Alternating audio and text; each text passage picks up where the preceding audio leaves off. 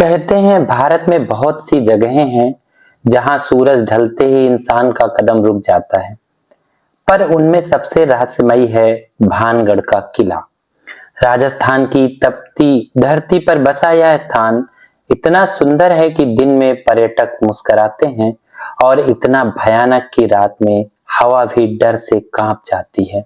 किले के प्रवेश द्वार पर ही भारतीय पुरातत्व सर्वेक्षण विभाग का एक बोर्ड टंगा आपको दिख जाएगा, जिस पर लिखा होगा सूर्यास्त के बाद और सूर्योदय से पहले इस परिसर में प्रवेश पूर्णतः वर्जित है।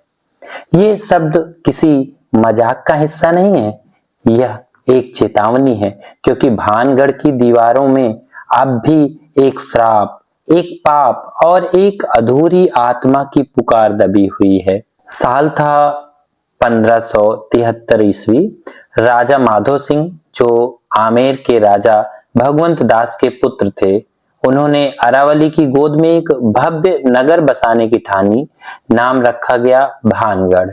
पर उस भूमि पर पहले से ही एक महान संत बालूनाथ तपस्या में लीन थे।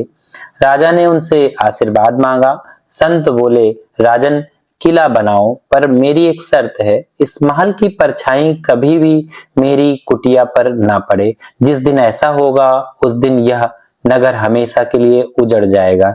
राजा ने हंसकर हामी भर दी। राजा ने भव्य महल का निर्माण कराया, लेकिन संत बलूनाथ की बातों को आदर देते हुए महल का निर्माण कराया। महल अपने भव्यता के लिए बहुत ही प्रसिद्ध हुआ।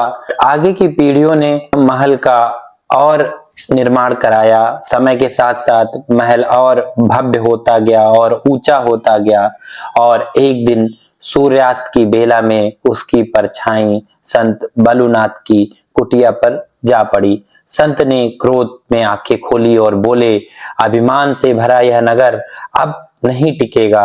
भानगढ़ अब सदा सदा के लिए श्रापित रहेगा।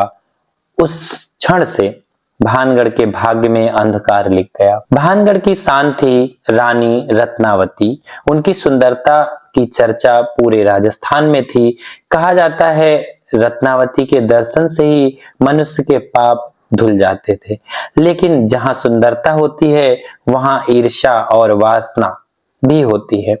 एक तांत्रिक था सिंधिया, काला जादू जानता था और रानी को पाने की लालसा उसके मन में जलती थी। वह जानता था कि रानी तक कभी नहीं पहुंच सकता, इसलिए उसने एक जादुई इत्र तैयार किया, जिसने भी सूंघा वह उसके वश में हो जाता। एक दिन रानी की दासी बाजार में इत्र खरीदने पहुंची। सिंधिया ने वही बोतल उसे देते हुए कहा, यह रानी के लिए है, इससे उनकी सुंदरता अमर हो जाएगी। लेकिन रानी रत्नावती साधारण नहीं थी। रानी रत्नावती सुंदरता के साथ साथ बुद्धिमती भी थी। उन्होंने बोतल की चमक में कुछ अजीब देखा और बिना समय गंवाए बोतल को एक बड़े से पत्थर पर फेंक दिया।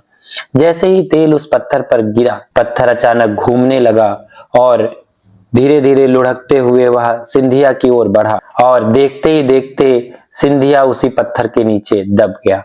मरते मरते वह हंसा और बोला, रत्नावती, न तुम रहोगी न तुम्हारा भानगढ़, और यह नगर हमेशा के लिए श्रापित रहेगा।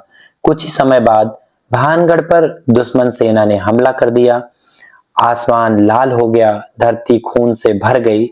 रानी रत्नावती और उनके योद्धाओं ने बहादुरी से युद्ध किया, लेकिन अंत में सब नष्ट हो गया। लोग कहते हैं यह युद्ध सिर्फ सेनाओं का नहीं था, यह संत बलूनाथ का श्राप और सिंधिया की काली आत्मा का परिणाम था। आज भी जहां सूरज डूबता है तो इस किले में अचानक सन्नाटा पसर जाता है और हवा रुक सी जाती है। दीवारें जैसे कुछ फुसफुसाती हैं। कभी कभी तो किसी के रोने की आवाज, पायल की झनकार सुनाई देती है, और कभी कभी किसी स्त्री की करुण पुकार, भानगढ़ छोड़ दो, लौट जाओ, ऐसे शब्द सुनाई देते हैं। भारतीय पुरातत्व सर्वेक्षण के अधीन में यह किला है, और उन्होंने स्पष्ट चेतावनी लगा रखी है कि सूर्यास्त के बाद और सूर्योदय से पहले इस परिसर में पूर्णतः प्रवेश वर्जित है।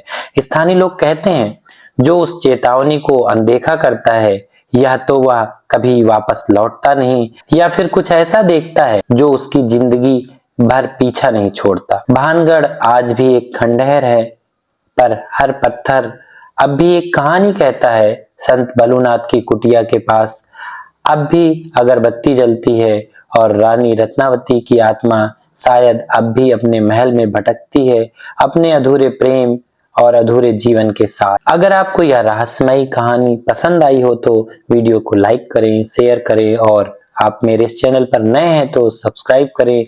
ऐसी ही भूतिया, रहस्यमयी और ऐतिहासिक कहानियों के लिए हम फिर लौटेंगे, जहां इतिहास और परलोक एक दूसरे से टकराते हैं।